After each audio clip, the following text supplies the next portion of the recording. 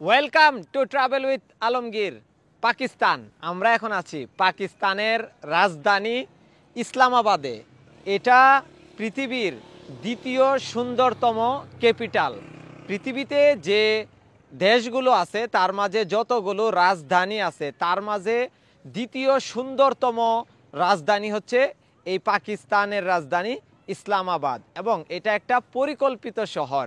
So Bangladesh থেকে এই প্রথম হয়তো আমি এসেছি ডিটেলস ভিডিও করার জন্য যে পাকিস্তানের কি কি সুন্দরতম জায়গা আছে।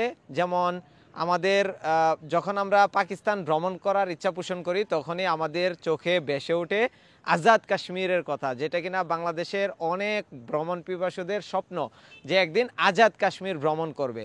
সো আমরা এই সিরিজে আজাদ কাশ্মীর থেকে শুরু করে নীলম ভ্যালি, সোয়াত, লাহোরকে বলা হয় খাবারের রাজধানী।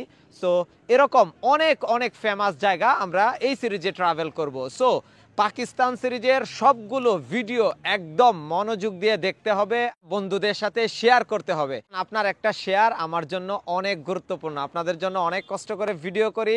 সো অবশ্যই লাইক, কমেন্ট এবং সাবস্ক্রাইব করবেন। সো চলুন ভিডিওটা শুরু করি। Welcome to travel with Alamgir Pakistan সিরিজে আপনাদেরকে স্বাগতম। আজকে আমাদের ট্যুর এখান থেকেই শুরু হচ্ছে। একজন মুসলিম হিসাবে, আর যেহেতু পাকিস্তান আগে আমাদেরই দেশের একটা অংশ ছিল, সো ছোটোবেলা থেকেই আমাদের একটা স্বপ্ন ছিল যে যদি কোনো দিন আমাদের সম্ভব হয় যে আমরা পাকিস্তান ভ্রমণ করব। কারণ পাকিস্তানের যে প্রাকৃতিক সৌন্দর্য এটা একজন মুসলিম হিসাবে আমাদেরকে অনেক বেশি আকৃষ্ট করে। এছাড়াও পাকিস্তানের যে খাবার এটা তো মুসলমানদের জন্য খুবই ঐতিহ্যবাহী। তো পাকিস্তানের যে খাবারের রাজধানী লাহোর সেটাও ভিজিট করব। আর পাকিস্তানের রাজধানী ইসলামাবাদ পৃথিবীর দ্বিতীয় সুন্দরতম ক্যাপিটাল রাজধানী, সো সেটাও আপনাদেরকে দেখাবো। এছাড়াও আমাদের সবারই একটা স্বপ্ন থাকে যে আমরা কোনো দিন ঘুরতে যাব, সেটা হচ্ছে কাশ্মীরে, যেটা কিনা পৃথিবীর স্বর্গ বা বেহেশত বলা হয়। সো এতদিন আপনারা দেখছেন অনেক ব্লগে ভিডিও দেখছেন ইন্ডিয়ার যে কাশ্মীর আছে সেই অংশের, বাট আমরা যাব পাকিস্তানের যে আজাদ কাশ্মীর আছে সেইটাতে। সো আশা করি এই সিরিজে দারুণ কিছু ভিডিও আপনাদেরকে উপহার দিতে পারবো, এবং পাকিস্তান সিরিজ সম্পর্কে সম্পূর্ণ একটা গাইডলাইন এই ভিডিওতে থাকবে। তো ভিডিওর শুরুতে আমি আপনাদেরকে পাকিস্তান ভ্রমণ সম্পর্কে কিছু গুরুত্বপূর্ণ ইনফরমেশন দিই। পাকিস্তানে ভ্রমণের জন্য আমাদের প্রথমে যেটা দরকার হয় ভিসা। তো বাংলাদেশিদের জন্য পাকিস্তান সরকার ভিসা একদম ফ্রি করে দিছে, মানে কোনো ধরনের চার্জ লাগবে না, এমনকি কোনো ধরনের ভিসাও আপনাকে নিতে হবে না। আপনি এয়ারপোর্টে প্রবেশ করলে আপনি অন অ্যারাইভাল ভিসা পেয়ে যাবেন। এটা শুধুমাত্র ফ্রি এটাই না, এটা একটা সম্মানের।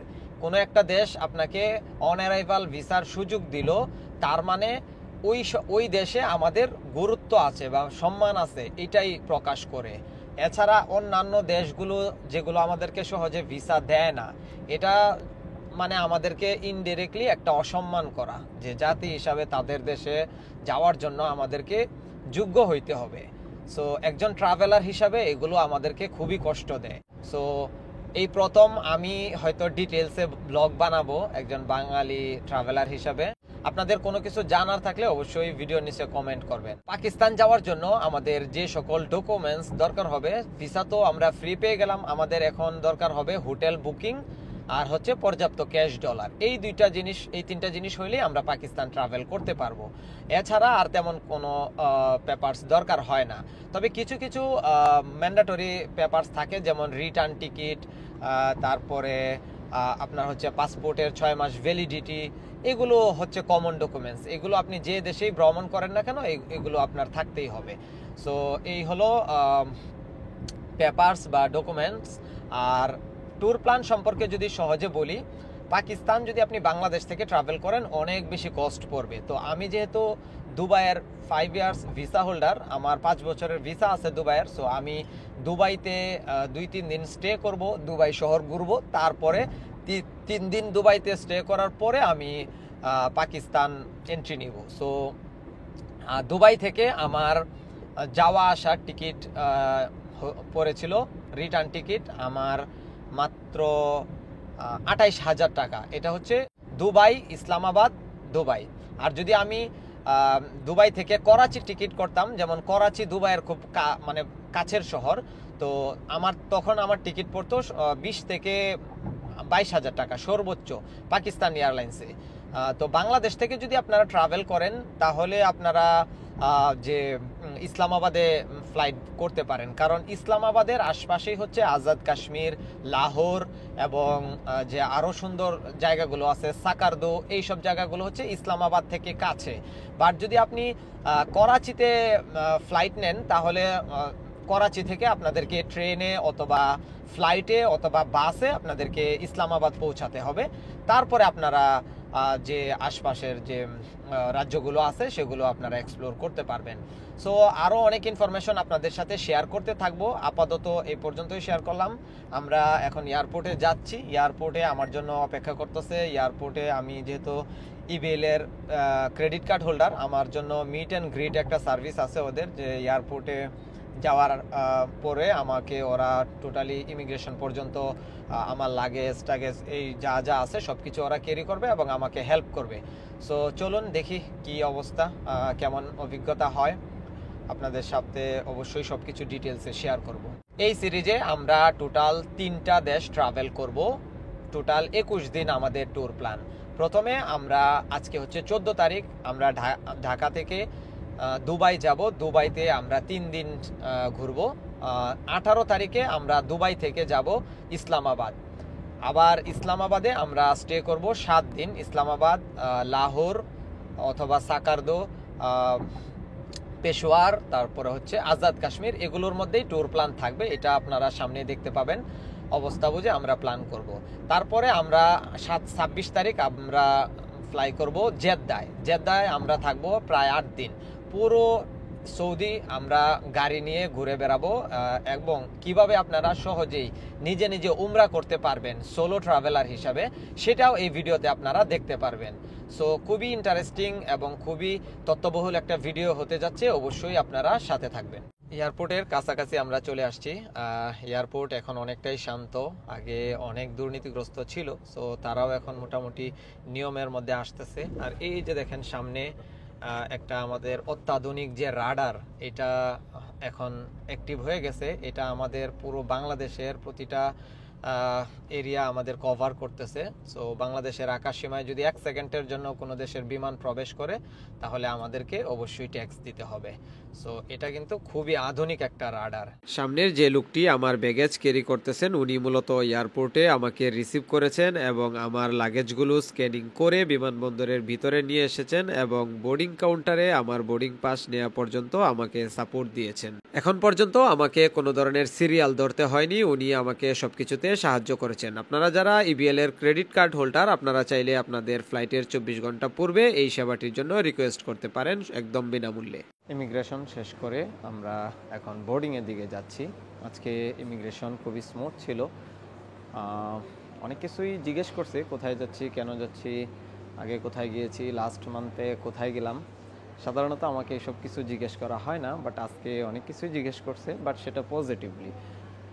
তো তারপরে আমার অবশ্য যদিও আজকে রিটার্ন টিকিট নাই, ওইটা আমার কাছে আজকে চায় নাই। তো রিটার্ন টিকিটের ব্যাপারটা খুব মজা হয়েছে, কারণ আমি আগে থেকে রিটার্ন টিকিট করি নাই। কারণ যেহেতু 3টা দেশে একসাথে ট্রাভেল করব, হয়তো আসার সময় প্ল্যান চেঞ্জ হইতে পারে, তো যার কারণে রিটার্ন টিকিট করা হয় নাই।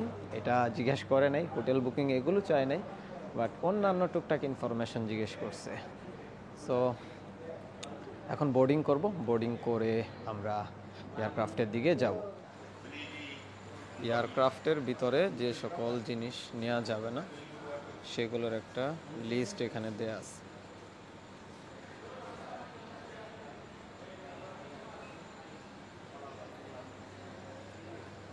সো এইটা অনেকেই ভুল করেন। সো যারা আসবেন অবশ্যই এটা একটু খেয়াল করে ওইভাবে নিয়ম মেনে আসবেন। এটি বাংলাদেশ বিমানের বহরে থাকা সবথেকে দামি বিমান বোয়িং 787 ড্রিমলাইনার। বোয়িং এর এই মডেলের একটি নতুন বিমানের দাম 292.5 মিলিয়ন মার্কিন ডলার, যা বাংলাদেশি টাকায় প্রায় 3,500 কোটি টাকা। এই মডেলের বিমানগুলো কার্বন ফাইবার কম্পোজিট দিয়ে তৈরি, যা বিমানকে হালকা ও জ্বালানি সাশ্রয় করে। এই বিমানগুলো সাধারণত অন্যান্য মডেলের তুলনায় প্রায় 20% জ্বালানি সাশ্রয় করে। বিমান বাংলাদেশ এয়ারলাইন্সের বোয়িং 787 ড্রিমলাইনার বিমানগুলো দীর্ঘ দূরত্বের আন্তর্জাতিক ফ্লাইট যেমন লন্ডন, দুবাই, জেদ্দা এবং টোকিও সহ অন্যান্য গুরুত্বপূর্ণ গন্তব্যে ব্যবহার করা হয়। বিমানে অনবোর্ড হওয়ার পরেই আমাদেরকে যেটা প্রথমে করতে হবে সেটা হচ্ছে আমাদের বেল্ট ঠিকঠাক মতো বেঁধে নিতে হবে। আর বিমানের বেল্ট বাঁধা অনেকের জন্যই কষ্টদায়ক হয়ে যায়, তাই স্ক্রিনে খুব সহজেই দেখিয়ে দেওয়া হচ্ছে কিভাবে খুব সহজেই আপনারা বেল্ট ক্লোজ এবং ওপেন করতে পারবেন। আমাদের ফ্লাইট এখন প্রায় মাঝ আকাশে, দেখতেই পাচ্ছেন কেবিন ক্রু সবাইকে খাবার পরিবেশন করতেছেন। বাংলাদেশ বিমানে এটাই আমার প্রথম অভিজ্ঞতা, তো বাংলাদেশ বিমানের খাবার কেমন হয় সেটা আমি আপনাদেরকে আজকে দেখাবো। আমাদেরকে একটা প্রাণের ম্যাঙ্গো জুস দেয়া হয়েছে, সাথে একটা পিনাট বার, সাথে যে কাটলারি ছিল এটা হচ্ছে প্লাস্টিকের, আর এদিকে দেয়া হয়েছে পায়েস। এটা আমার খুব পছন্দের একটা খাবার, তো বাংলাদেশ বিমানে এটা পেয়ে খুবই ভালো লাগলো। আর সাথে সালাদ, আর এখানে আছে একটা রুটি, আর এইদিকে সুন্দর কিউট একটা কাপে দেয়া হয়েছে আমাদেরকে বাটার। সো এই হলো আমাদের রাত্রের ডিনার, আর সাথে আমাদের মেইন ডিশ হচ্ছে চিকেন। আমাদের ফ্লাইট এখন প্রায় মাঝ আকাশে, তো আরও প্রায় 2.5 ঘন্টা সময় লাগবে আমাদের দুবাই পৌঁছাতে। বাংলাদেশ বিমানের যে সবচেয়ে বেস্ট যে এয়ারক্রাফট ড্রিমলাইনার 737, এটাই আজকে আমাদের ভ্রমণ সঙ্গী। তো খুবই চমৎকার একটা এয়ারক্রাফট। আমি যদি আপনাদেরকে দেখাই, দুবাই যাইতে আমাদের বাংলাদেশ থেকে 4.5 ঘন্টার মতো সময় লাগে। অলরেডি 1 ঘন্টার উপরে আমরা ফ্লাই করে ফেলেছি, এখনও প্রায় 3 ঘন্টা থেকে 3.25 ঘন্টার মতো সময় আমাদের লাগবে পৌঁছাতে। আপনাদের সাথে যে বিষয়টা শেয়ার করার জন্য মূলত ভিডিওটা করা, কারণ ফ্লাইটের ভিতরে অনেক বেশি ক্রাউড, অনেক বেশি আওয়াজ হয়। এই খাবার দেখানোর জন্য, খাবার তো আপনাদেরকে দেখিয়েছি, আর খাবারের স্বাদ মোটামুটি ভালো কোয়ালিটির বলা যায়। আর ফ্লাইটের ভিতরে আসলে খাবারের স্বাদটা অনেক কিছুর উপর ডিপেন্ড করে, তবে মোটামুটি অনেকগুলো আইটেম ছিল। চিকেন, তারপরে এদিক দিয়ে ছিল ম্যাঙ্গো জুস, তারপরে কোক, ওদিক দিয়ে পায়েস, তারপরে আমাদের জন্য সালাদ, কেক, কফি, মোটামুটি অনেক কিছুই ছিল আইটেম। তো বাংলাদেশ বিমান হিসেবে মানে প্রথমবার আমি যেহেতু যাচ্ছি, আসলে আমি এত কিছু আশা করি নাই। ইউএস বাংলা বা বাংলাদেশ বিমানের যে অন্য এয়ারক্রাফটগুলোতে আমার অভিজ্ঞতা আছে অনেক, কিন্তু এটা ড্রিমলাইনারে এটাই প্রথম। মোটামুটি খুবই ভালো একটা জার্নি হচ্ছে এখন পর্যন্ত। বাকিটা ভিডিও কন্টিনিউ করতে থাকবো। ভিডিওর পরের অংশে হয়তো আপনাদেরকে জানাইতে পারবো যে ওভারঅল আমাদের টোটাল সার্ভিসটা কেমন ছিল। আর আজকে যেটা একটু আমার ভাগ্য খারাপ বলা যায়, যেমন আমার ক্রেডিট কার্ড থেকে একটা ট্রানজ্যাকশন হয় $1, এটা আমি করি নাই।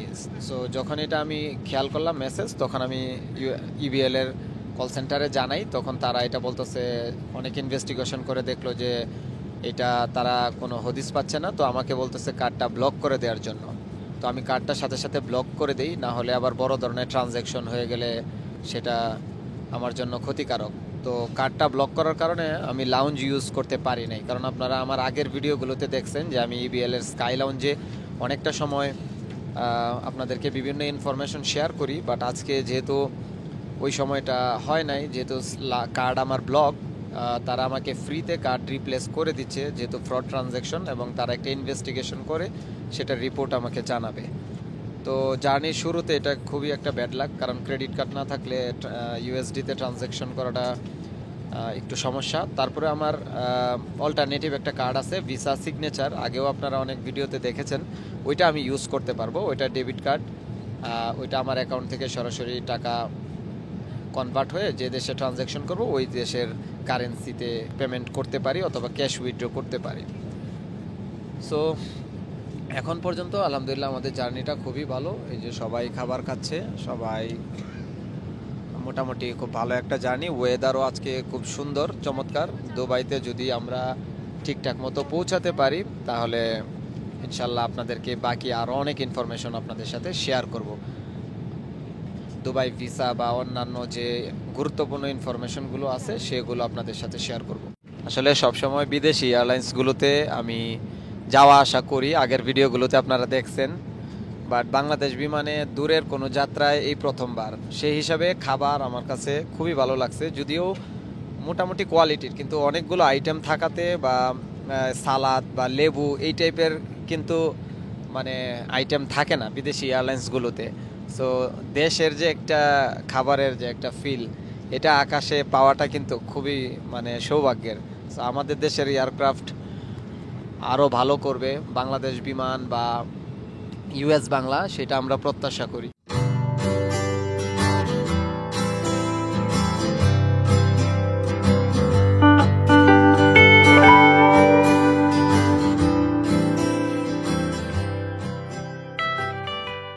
আলহামদুলিল্লাহ সেফলি দুবাই এসে পৌঁছাইছি। আজকের ওয়েদার মোটামুটি খুবই ভালো ছিল এবং ফ্লাইটের কন্ডিশনও মোটামুটি ভালো ছিল, কোনো ধরনের বাম্পিং ছিল না। আর দুবাইয়ে এখন ওয়েদার আছে প্রায় 34 ডিগ্রি। আর ইমিগ্রেশনে কাজ শেষ করে আমরা সিম কিনবো আর মানি এক্সচেঞ্জ করে মেট্রো চলে সম্ভবত 12টা বা 12:15 পর্যন্ত। তো এখন বাজে 10:30। আমরা আশা করি মেট্রোতেই আমাদের হোটেল পর্যন্ত যেতে পারবো। আমাদের হোটেল হচ্ছে দুবাই মেরিনাতে, জেবিআর বিচ। সো ওখানে আমাদের যেতে হবে মেট্রোতে করে, মোটামুটি অনেকটাই দূরে। সো চলুন দেখি। আমাদের ফ্লাইট ল্যান্ড করার পরে দুবাই ইমিগ্রেশন পর্যন্ত যেতে আমাদের প্রায় আধা ঘন্টার মতো সময় লেগে গেছিল। প্রথমে আমরা অনেকটা হেঁটে এসেছি, হেঁটে আসার পরে এরকম ছোট্ট একটা ট্রেনে করে আমরা যাচ্ছি ইমিগ্রেশনের দিকে। দুবাইতে এখন পিক সিজন, তাই প্রচুর পরিমাণে ট্যুরিস্ট দুবাইতে আসতেছে। দুবাইয়ের ভিসা যদিও বন্ধ আছে, বাট যাদের আগের ভিসা করা ছিল তারাই সম্ভবত দুবাইতে আসতেছে। সো দুবাই সম্পর্কে আরো বিস্তারিত ভিডিও পাবেন পাকিস্তান সিরিজের পর। 100 মিটার লম্বা প্রায় 15টার মতো লাইন ঝিকঝাক করে করে ইমিগ্রেশনের দিকে যাচ্ছি। এ হচ্ছে অবস্থা। প্রায় 1 কিলোর উপর মনে হয় হেঁটে ফেলতেছি। প্রত্যেকটা লাইন মনে হয় 100 মিটারের বেশি লং হবে। আলহামদুলিল্লাহ ইমিগ্রেশন শেষ করে আমরা দুবাইতে এন্ট্রি নিয়েছি খুব সেফলি। আর দুবাই ইমিগ্রেশন সম্পর্কে আগেও বলেছি, দুবাই ইমিগ্রেশন ওয়ার্ল্ডের বেস্ট ইমিগ্রেশনগুলোর মধ্যে একটি। এখানে কোনো কিছু প্রশ্ন করেন, আপনি কোথায় যাবেন অথবা আপনি কোথায় থাকবেন, কবে ব্যাক করবেন, কিচ্ছু জিজ্ঞেস করে না। শুধুমাত্র মানে খুবই সন্দেহ না হলে তারা কাউকে কোনো প্রশ্ন করে না। পাসপোর্টটা স্ক্যান করে, এমনকি ভিসা পর্যন্ত চায় না। এই যে এরকম সিল দিয়ে দেয় ইউএই, আর সাথে এই ট্যুরিস্ট ফ্রি একটা সিম দিয়ে দেয় যেটাতে 10 জিবি থাকে। এটা কিন্তু মাস্ট বি আপনারা নিয়ে নেবেন। এটা যদি মিস করেন কেউ, যেমন কেউ যদি না নেন তাহলে কিন্তু অনেক লস হয়ে যাবে। কারণ দুবাইতে সিম কার্ডের প্রাইস অলমোস্ট 3000 বা 3200 টাকার মতো। এর আগের বার আমি যেটা করছিলাম, রাতে ঘুমাইতে ঘুমাইতে আসছি। সো আগের ব্লগ যারা দেখছেন তারা জানেন। তো ঘুমাইতে ঘুমাইতে আসার কারণে তখন আমার ফার্স্ট টাইম ছিল দুবাইতে, তো আমি আসলে এত একটা খেয়াল করি নাই যে সিম কার্ড আমাকে দিছে কি দেয় নাই। আমি ইমিগ্রেশনের মানে পেরেশানিতে আমি ইমিগ্রেশন শেষ করে চলে গেছি, তো আমাকে কোনো সিম কার্ড দেয় নাই। পরে আমার সিম কার্ড কিনতে হয়েছে প্রায় 3200 টাকার মতো লাগছে বাংলাদেশি টাকায়। তো এটা খুবই একটা লস প্রজেক্ট আমাদের যারা রেগুলার ট্রাভেল করি আমাদের জন্য। সো এটা অবশ্যই চেয়ে নিয়ে নেবেন, কারণ ইমিগ্রেশন ডেস্কের সামনেই লেখা আছে please collect your free SIM here. So যদি না দেয় অবশ্যই চেয়ে নেবেন, কারণ অনেক সময় দেখা গেছে শেষ হয়ে যায়, তো তখন দেয় না, আবার যতটুকু টাইম রিফিল করতে সময় নেয়। তো আপনি যদি মানে ক্লেম করেন যে আমার একটা ফ্রি সিম চাই প্লিজ, তাহলে তারা আপনাকে ওয়েট করাবে এবং সিম আসলে দিয়ে দিবে। সো এটা মাস্ট বি নিয়ে নেবেন। আর আমাদের লাগেজ এই যে 2 নাম্বার বেল্টে আসছে। সো আমরা ওয়েট করতেছি লাগেজের জন্য, যদিও লাগেজ মনে হয় ঘুরে কয়েকবার চলে গেছে, কারণ আমি ভিডিও করার ধান্দায় খেয়াল করি নাই। সো চলুন এখন হোটেলের দিকে যাব মেট্রোতে করে। আর মেট্রো এখানে 12টা পর্যন্ত চলে, সো খুব ফাস্ট এখান থেকে বের হয়ে যেতে হবে, না হলে আবার মেট্রো মিস করে ফেলবো। ঢাকা BG347 এটা আমাদের ফ্লাইট নাম্বার। সো এই বেল্টেই আমাদের লাগেজ আসবে। আর দেখেন দুবাইতে কতগুলো লাগেজ বেল্ট, প্রায় 7-8-10টার মতো এদিকে আছে, প্রায় 10টা মনে হয় লাগেজ বেল্ট। সো খুব ফাস্ট লাগেজ চলে আসে, এটা খুব ভালো একটা দিক। অনেক ট্যুরিস্ট আজকে, প্রায় 1 ঘন্টা লাগছে এই ঝিকঝাক লাইন পার হয়ে আমাদের ইমিগ্রেশন আসতে। এই যে আমার লাগেজ চলে আসছে। আমার লাগেজ কি ভাঙছে নাকি আল্লাহ জানে, বাংলাদেশ বিমান তো ভরসা নাই, অবশ্যই একটু দেখে নেবেন, কারণ ব্যাগেজ যদি ভাঙে তাহলে অবশ্যই ক্লেম করতে পারবেন। না মনে হচ্ছে ঠিক আছে, হ্যাঁ ঠিক আছে, ভাঙে নাই। মানি এক্সচেঞ্জের জন্য কিন্তু একদম ইমিগ্রেশন পার হইতেই লাগেজ বেল্টের সামনেই অনেকগুলো এক্সচেঞ্জ আছে, তবে এগুলোতে রেট খুবই কম পাবেন, শুধু দুবাইতে না, আপনি দুবাইয়ের বাহিরেও। দুবাই সিরিজের ভিডিওগুলো আমরা পাবলিশ করব পাকিস্তান সিরিজের পর। আমাদের পাকিস্তানের ফ্লাইট ছিল আবুধাবি ইন্টারন্যাশনাল এয়ারপোর্ট থেকে। আপনারা যারা দুবাই থেকে আবুধাবি ইন্টারন্যাশনাল এয়ারপোর্টে আসবেন তারা মেট্রোতে করে চলে আসবেন ইবনে বতুতা মেট্রো স্টেশনে। সেখান থেকে আপনারা সরাসরি বাসে চলে আসতে পারবেন আবুধাবি ইন্টারন্যাশনাল এয়ারপোর্টে। আবুধাবি ইন্টারন্যাশনাল এয়ারপোর্ট সংযুক্ত আরব আমিরাতের দ্বিতীয় বৃহত্তম বিমানবন্দর। এই বিমানবন্দরে মূলত প্রধান 3টি টার্মিনাল রয়েছে। টার্মিনাল 1 আন্তর্জাতিক ফ্লাইটের জন্য ব্যবহার করা হয়। টার্মিনাল 2 কম বাজেটের এয়ারলাইন্স এবং আঞ্চলিক ফ্লাইটগুলোর জন্য ব্যবহার করা হয়, এবং টার্মিনাল 3 বিশেষ করে ইত্তিহাদ এয়ারওয়েজের ফ্লাইট পরিচালনার জন্য ব্যবহার করা হয়। আবুধাবি ইন্টারন্যাশনাল এয়ারপোর্ট সাধারণত ইত্তিহাদ এয়ারওয়েজের হাব হিসেবে পরিচিত। এখান থেকে ইত্তিহাদ এয়ারওয়েজের সমস্ত ফ্লাইট পৃথিবীর বিভিন্ন গন্তব্যের উদ্দেশ্যে ছেড়ে যায়। পৃথিবীর বিভিন্ন এয়ারলাইন্সের প্রায় শতাধিক আন্তর্জাতিক এয়ারলাইন্স এখান থেকে ফ্লাইট পরিচালনা করে এবং বছরে প্রায় 25 মিলিয়নের বেশি যাত্রী পরিবহন করে।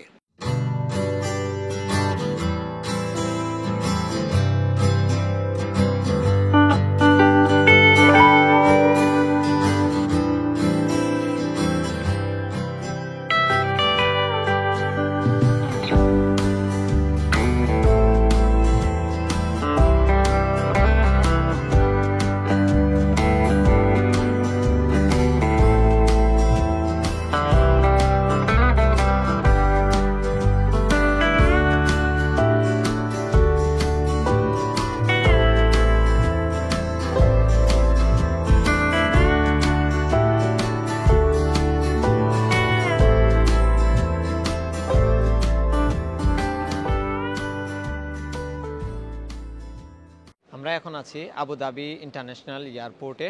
এটাকে শেখ জায়েদ ইন্টারন্যাশনাল এয়ারপোর্ট বলে। খুবই চমৎকার এবং অত্যাধুনিক একটা এয়ারপোর্ট। আপনারা আমার পিছনে দেখেই বুঝতে পারতেছেন কতটা আধুনিক। তো আমার পিছনে এই যে সিরিয়াল দেখতে পাচ্ছেন, এইগুলো হচ্ছে পাকিস্তান এয়ারলাইন্সের যে যাত্রী, তারা সিরিয়াল ধরে আছে। এখানে আমার ফ্রেন্ড আরিফ ভাই, উনি সিরিয়াল ধরে আছে। আরও সম্ভবত আধা ঘন্টার বেশি সময় লাগবে, অনেক মানুষ। সো বুঝতে পারতেছেন সবাই সিরিয়াল, এই যে 2-3 কাতার করে। আবার এই পাশে বোর্ডিং কাউন্টারের সামনেও আছে।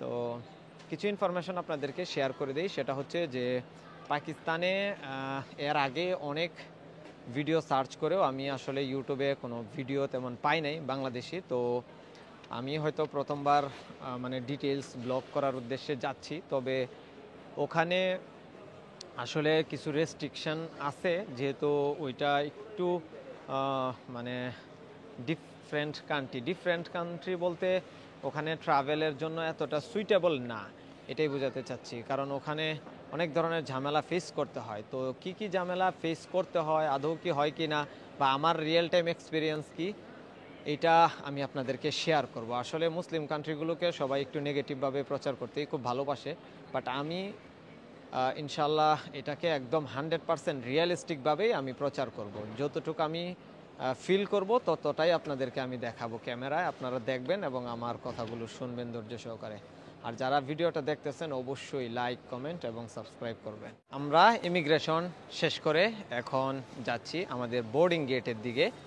আর আমাদের ইমিগ্রেশন আর বোর্ডিংয়ের এক্সপিরিয়েন্স ছিল যে ওরা আমাদের থেকে ভিসা দেখতে চাইছে এবং ভিসা ভেরিফাই করছে।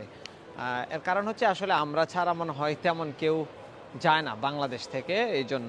আর এই যে বোর্ডিং পাস, আর হচ্ছে ইমিগ্রেশন তো কিছু জিজ্ঞেস করে না, ই গেট, যেহেতু আমরা দুবাই থেকে এক্সিট নিচ্ছি, তো ই গেট দিয়ে জাস্ট হচ্ছে ফেস স্ক্যান করছে আর বোর্ডিং পাসের যে এই যে কিউআর কোড এটা স্ক্যান করছে। স্ক্যান করার পরে আমাদেরকে ই গেট খুলে গেছে, আমরা বের হয়ে গেছি। এই হচ্ছে ইমিগ্রেশনের এক্সপিরিয়েন্স।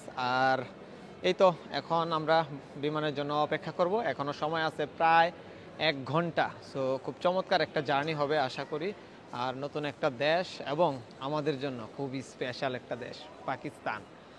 মানে পাকিস্তানের নাম শুনলেই প্রথমে বাঙালির চোখে যেটা ভেসে ওঠে সেটা হচ্ছে লাহোরের খাবার। সো আপনাদেরকে লাহোরের অনেক ধরনের ঐতিহ্যবাহী খাবার দেখাবো, যেগুলো আপনারা সবসময় বিভিন্ন রিলস বা অনেকের ভিডিওতে দেখছেন। বিশেষ করে ফুড রেঞ্জারের ভিডিও যারা দেখছেন তারা তো মানে এখনও মনে হয় পাকিস্তানের খাবার মিস করেন। সো ফুড রেঞ্জারের মতো না পারলেও অনেকটাই চেষ্টা করব যে কি কি খাবার পাকিস্তানে মানে ফেমাস, বিশেষ করে লাহোরে। সো আপনাদেরকে দেখাবো। ফ্লাইট মাঝ আকাশে ওঠার সাথে সাথেই আমাদেরকে খাবার সার্ভ করা শুরু করে দিছে। আবুধাবি ইন্টারন্যাশনাল এয়ারপোর্ট থেকে আমাদের ইসলামাবাদ পৌঁছাতে সময় লাগবে আনুমানিক 3.5 ঘন্টা। দূরত্ব প্রায় 2100 কিলোমিটার। এয়ারবাস কোম্পানির A320-200 মডেলের এই বিমানটি কিছুটা পুরনো। দেখতেই পাচ্ছেন বিমানের কন্ডিশন। ফ্লাইটের যে সিটগুলো ছিল খুবই চাপা, যেখানে আমরা ঠিকঠাক মতো বসতে পারতেছিলাম না। সামনে লেগ স্পেস ছিল খুবই কম। আমার পাশে যে পাকিস্তানি ছিল তাদের বসতে খুব কষ্ট হচ্ছিল। তবে খাবারের এক্সপিরিয়েন্স খুবই চমৎকার ছিল। এখানে আমাদের চিকেন, রাইস, সাথে কেক এগুলো দেওয়া হয়েছিল। এগুলো মোটামুটি খুবই সুস্বাদু ছিল। আর ফ্লাইট একবারে ফুল বুকড।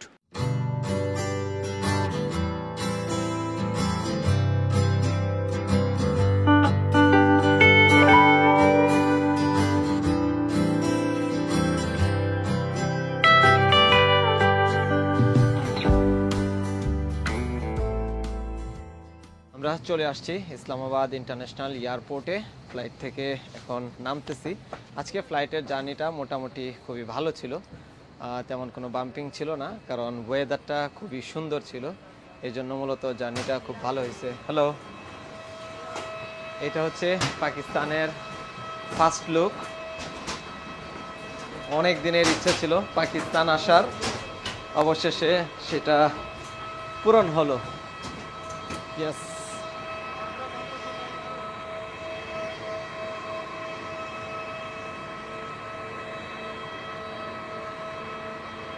এই বিমানে করে আমরা আসছি, পাকিস্তান এয়ারলাইন্সের এয়ারবাসের একটা বিমান। আমাদেরকে এই বাসে করে টার্মিনালের দিকে নিয়ে যাবে। এই যে এই ফ্লাইটে করেই আমরা আসছি। যদিও এটা পিআইআর ফ্লাইট, মানে পাকিস্তান এয়ারলাইন্সের, কিন্তু এটাতে স্কাই টিম লেখা। এটার কারণটা কি আমি বুঝতেছি না। এটা কি অন্য কোনো এয়ারলাইন্স থেকে ভাড়া নেওয়া কিনা? কেউ যদি জানেন এই সম্পর্কে কমেন্ট করে জানাবেন। এটা তো আমি যতটুকু জানি পাকিস্তান এয়ারলাইন্সের বিমান এটা না।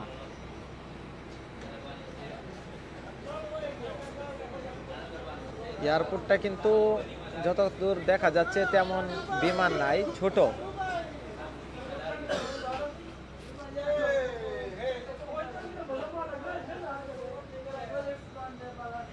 আরে ভাই, কি অবস্থা? ইমিগ্রেশন শেষ করলাম পাকিস্তানের। খুবই স্মুথ ইমিগ্রেশন ছিল, তেমন কিছু জিজ্ঞেস করে নাই। জাস্ট সিম্পল যে কোয়েশ্চেনগুলো করে, 2-3টা প্রশ্ন করছে যে কেন আসছি, ঘুরতে আসছি। তারপরে জিজ্ঞেস করছে যে ইন্ডিয়ার অনেকগুলো ভিসা ছিল আমার পাসপোর্টে, 8-9টার মতো। তো অনেকগুলো ভিসা দেখে বলতেছে যে কখনো ভিজিট করছি কিনা ইন্ডিয়া। আমি বলছি হ্যাঁ, অনেকবার ভিজিট করছি। পরে বলে আপনি কি করেন? আমি বললাম যে আমি ব্যবসা করি, বাস এতটুকুই। পরে সিল দিয়ে দিল, এই যে পাকিস্তানের সিল দেখেন, PAK লেখা।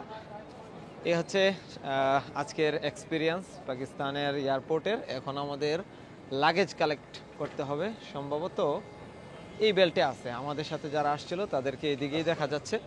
আমরা এখন লাগেজ কালেক্ট করব, আর এয়ারপোর্ট থেকে সিম কিনা যায় কিনা সেটাও আমি আপনাদেরকে জানাবো। আমরা লাগেজ পেয়ে গেছি। আর পাকিস্তান এয়ারপোর্ট থেকে আমরা সিম কিনতে পারতেছি না। পুলিশকে জিজ্ঞেস করলাম যে ট্যুরিস্ট সিম এখানে পাবো কিনা, তো তারা বলতেছে যে এয়ারপোর্টে সিম পাওয়া যাবে না, এটা সিটি থেকে নিতে হবে, ইসলামাবাদ। তো এখান থেকে ইসলামাবাদ সিটি প্রায় 30-40 কিলো দূরে আনুমানিক। আমি যেতে যেতে আপনাদেরকে শেয়ার করব একুরেট লোকেশন এবং কতটুকু দূরত্ব। আর এখান থেকে যাওয়ার জন্য আপনারা সব সময় যদি কেউ আসেন অবশ্যই ইনড্রাইভ অ্যাপস ইউজ করবেন। ইনড্রাইভ অ্যাপস আগে থেকে নিয়ে আসবেন, বাংলাদেশ থেকে ডাউনলোড করে, বা দুবাই হয়ে যদি আসেন ডাউনলোড করে নিয়ে আসবেন। আসার পরে এখানে এসে আপনারা ফ্রি ওয়াইফাই পেয়ে যাবেন। ফ্রি ওয়াইফাই জাস্ট হচ্ছে নাম, মোবাইল নাম্বার আর হচ্ছে পাসপোর্ট নাম্বার দিলেই আপনি ওয়াইফাই পেয়ে যাবেন। সো ওয়াইফাইটা পেয়ে গেলে আপনি তখন ইনড্রাইভ অ্যাপসের মাধ্যমে আপনি ট্যাক্সি কল করে আপনি চলে যেতে পারবেন, এবং এটা খুবই কম ফেয়ার দেখায়। যেমন উবারে এখানে কোনো গাড়ি দেখাচ্ছে না, কিন্তু ইনড্রাইভ অ্যাপসে আমাদেরকে 1700 পাকিস্তানি রুপি দেখাচ্ছে, যেটা কিনা বাংলাদেশি টাকায় 700 টাকা। আমাদের বাংলাদেশি 1 টাকা সমান সমান পাকিস্তানি 2.4 টাকা, মানে 2 টাকা 40 পয়সা। সো বুঝতে পারতেছেন এদিক দিয়ে কিন্তু আমাদের অনেকটা সেভ হবে পাকিস্তানের মূল্যস্ফীতির কারণে। সো যাই হোক, এয়ারপোর্টটা একটু দেখেন আরিফ ভাই, খুবই ছোট্ট একটা এয়ারপোর্ট ইসলামাবাদ। আমি এত ছোট আশা করি নাই। আমি ভাবছি যে যেহেতু পাকিস্তান অনেক বড় একটা দেশ এবং আগে এটা বাংলাদেশ এবং পাকিস্তানের রাজধানী ছিল, মানে 1971-এর আগে, তো এটা আরও অনেক আধুনিক বা আরও বড় আশা করেছিলাম। বাট এটা অনেকটাই ছোট, আমাদের এয়ারপোর্টের থেকেও অনেক ছোট। তো চলুন দেখি সামনে আর কি কি অভিজ্ঞতা আমাদের সামনে অপেক্ষা করতেছে। আমরা এখান থেকে মানি এক্সচেঞ্জ করব অথবা এটিএম থেকে টাকা উইথড্র করব। সো দেখি এই সুযোগ সুবিধাগুলো এয়ারপোর্টে পাই কিনা। রেডিসন ব্লু রেড দিয়ে রাখছে, এই যে দেখেন লেখা আছে এনজয় ফ্রি ওয়াইফাই। 8:25 বাজে পাকিস্তান টাইম, বাংলাদেশের চেয়ে 1 ঘন্টা পিছিয়ে। আর লাগেজ পাইতে কিছুটা সময় লাগছে, ঘন্টাখানিকের মতো সময় লাগছে লাগেজ পাইতে, বাকি সব কিছু ঠিকঠাক ছিল। আমরা চলে আসছি, এই যে দেখেন ইন্টারন্যাশনাল অ্যারাইভাল। এটা হচ্ছে পাকিস্তানের ইসলামাবাদ ইন্টারন্যাশনাল এয়ারপোর্ট। তো এয়ারপোর্টে আমরা মানি এক্সচেঞ্জ পাই নাই, তবে ওই যে দোতলায় যে আঙুল দিয়ে দেখাইলাম এই জায়গাটাতে কিছু লোক একদম টপ ফ্লোরে যে দেখতে পাচ্ছেন, ওখানে কিছু লোক ওরা দাঁড়িয়ে দাঁড়িয়ে মানি এক্সচেঞ্জ করে দিচ্ছিল। তো ওখান থেকে আমরা অল্প কিছু মানে ডলার এক্সচেঞ্জ করে নিছি, বাকিটা আমরা ইসলামাবাদে গিয়ে করব। সো আপাতত এখানে ইনড্রাইভ অ্যাপসের মাধ্যমে আমরা ট্যাক্সি কল করে, এই যে সামনেই ট্যাক্সি স্টেশন, এখান থেকে আমরা এখন হোটেলে চলে যাব। আমরা যে অনলাইনে গাড়ি অর্ডার করলাম ইনড্রাইভ অ্যাপসে, এটা হচ্ছে এয়ারপোর্ট থেকে বের হয়ে আপনারা লিফট পাবেন, ওটা দিয়ে দোতলায় চলে আসবেন। এই যে আমরা দোতলায় চলে আসছি, এই যে ছিল এয়ারপোর্ট। তো দোতলায় আসার পর এটা হচ্ছে পার্কিং, এই যে পি লেখা। তো এখানে ওই যে সামনে রোডের ওই পারে ওখানে 9 নাম্বার যে পিলার আছে ওইটার কাছেও আছে। তো আমাদেরকে ওইখানে যাইতে হবে। ওই যে দূরে দেখতে পাচ্ছেন নাম্বার 9 লেখা, ওখানে সে ওয়েট করতেছে। ইনড্রাইভ অ্যাপসের মাধ্যমে মেসেজিংয়ে তার সাথে যোগাযোগ হয়েছে আমাদের গাড়ি, এটা সুজুকি। এই যে হচ্ছে পার্কিং 9, উল্টা দেখা যাচ্ছে। হ্যাঁ, তো এটা হচ্ছে একদম এয়ারপোর্টের সামনেই, 2nd ফ্লোরে, এই যে একদম এয়ারপোর্টের সামনেই। এয়ারপোর্ট থেকে বের হবেন। হ্যালো, আসসালামু আলাইকুম। I am from Bangladesh. আমরা পাকিস্তান ভালোবাসি, ঘুরতে আসছি আপনাদের দেশ দেখার জন্য। Thank you. Travel with Alamgir. Yeah, YouTube channel, Travel with Alamgir. Travel with Alamgir, yeah? Yeah. I'll find out your channel. Just hold on. Oh, my internet is not working. But Travel with Alamgir, yeah? Right. Surely I'll follow you. Thank you. Thank you, take care. Bye. Bye. তো পাকিস্তানের মানুষ কতটা ভালো আপনারা দেখেই বুঝতে পারতেছেন যে আমাদেরকে অনেক পছন্দ করে বাংলাদেশিদের, এবং তারা বাংলাদেশ ভালোবাসে। আসসালামু আলাইকুম। ভালো আছেন? জি। আপনার নাম? মোহাম্মদ শাহিদ। শাহিদ, মাশাআল্লাহ, খুব সুন্দর নাম। বাংলা শিখে ফেলবে। বাংলা শিখাইতে পারলেই তো ভালো হয়। তো এয়ারপোর্ট থেকে বের হয়ে আমরা ট্যাক্সি যেহেতু পেয়ে গেলাম খুব ইজিলি, এখন আমরা হোটেলের দিকে যাই। এই যে ইসলামাবাদের ফার্স্ট লুক, এই যে এটা আমাদের প্রথম লুক ইসলামাবাদের। দেখেন রাস্তা। আর বিমানবন্দর থেকে ইসলামাবাদ যাওয়ার জন্য কোনো বাস বা ট্রেন আপনারা পাবেন না, আপনাদের ট্যাক্সিতে করেই যেতে হবে। ওয়াও, রাস্তার মাঝে কেউ উল্টা আসতে পারবে না, আসলেই চাকা ফুটা করে দিবে। সো আমাদের বেস্ট অপশন হচ্ছে ট্যাক্সিতে করে যাওয়া, আমরা ট্যাক্সিতে করেই যাচ্ছি।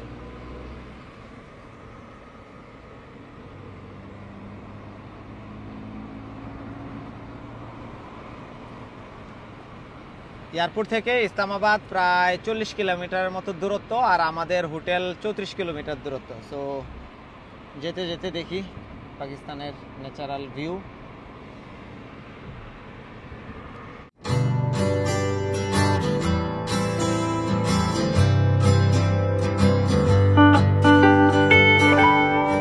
আমরা চলে আসছি এখন আমাদের যে হোটেল, এখানে এই যেটা ডুপ্লেক্স না দোতলা একটা ভিলা। হ্যাঁ, নাম্বার নিয়ে নিন, কিন্তু গাড়ি তো ভালো লাগে না।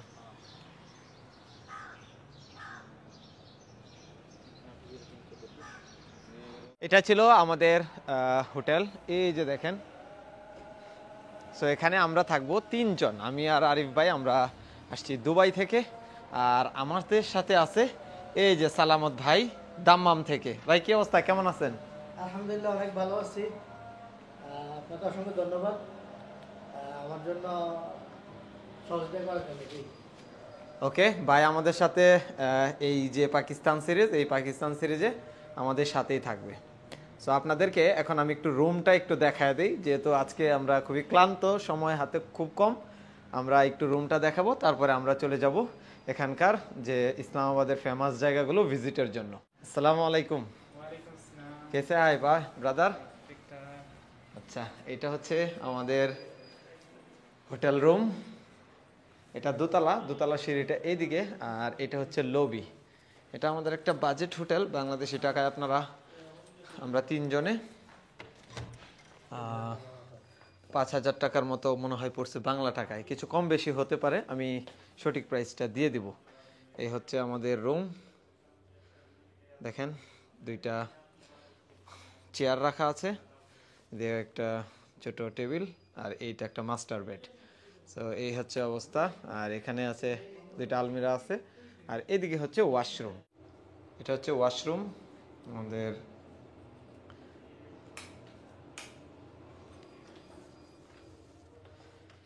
সো এই ছিল আমাদের বাজেট হোটেল। কালকে আমরা চলে যাব দারুণ একটা প্লেসে। ভিডিওটা কন্টিনিউ করতে থাকবেন, আশা করি আপনারা অনেক এনজয় করবেন।